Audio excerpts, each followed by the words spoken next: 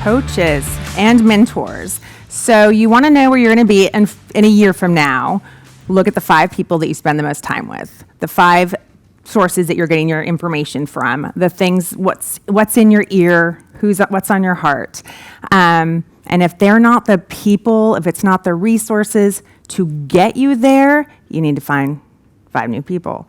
And this doesn't have to be people even that's in your contact list, right? There's so much information. And so this is how, by leading anyways, and by following his vision anyways, I went from a crab to, we need to find another word for the opposite. What's the unicorn? Opposite of crab? Became the unicorn. I love it. You're my unicorn, honey. But so finally, I'm seeing him on his personal development path, and my heart started changing because he just kept going and he wasn't letting me bring him down. And so I did start listening to podcasts and reading books because I was a stay-at-home mom in a small ski town with 5,000 people that didn't really have much business pouring into anyone. So I didn't seek that out, but I did find other people. I found coaches and people that weren't even in the same continent as me, as I look over at Jen, but people that could pour into me, that would light a fire, see something in me, ignite something in me that I didn't even know was possible, so I could chase that goal, chase that dream, be the wife I wanted to be, the mom I wanted to be, the business leader I wanted to be, the mentor to others I wanted to be, the role model that I wanted to be. And I couldn't have got there on my own. No way. I was on empty. I had, that time, 3 babies, wanting something, and I needed to find other people, other sources to pour into me. So pay for access, hire a coach. We're both coaches, and so we both have coaches, and again, so many countless resources available.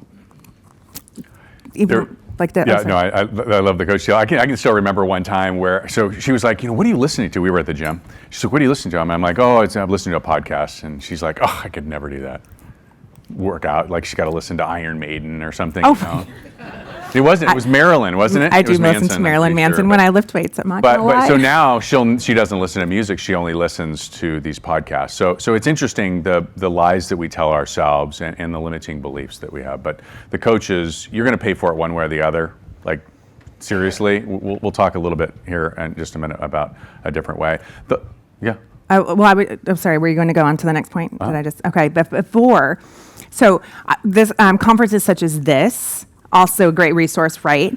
And I love the quote, if you're the smartest person in the room, you're in the wrong room. I'll wait for anyone to leave if they want to right now. I'm gonna stay here. Are you staying? I'm gonna hang out. But it's true. If you go into and you're the smartest person in that room, and that's how I felt though living in a small town in Sun Valley, Idaho. 5,000 people. I wasn't the smartest person in the room, but I didn't have anyone in that community that could pour into me. So I had to search for it elsewhere. 100-0, said a bunch of different ways. 100%, all my responsibility, no excuses, period, end of story. Okay, I love the mirrors. I'm totally stealing that. Look in the mirror. That's 99.9% of all of the problems are you. In the leadership space, leaders are always the solution and leaders are always the problem, right?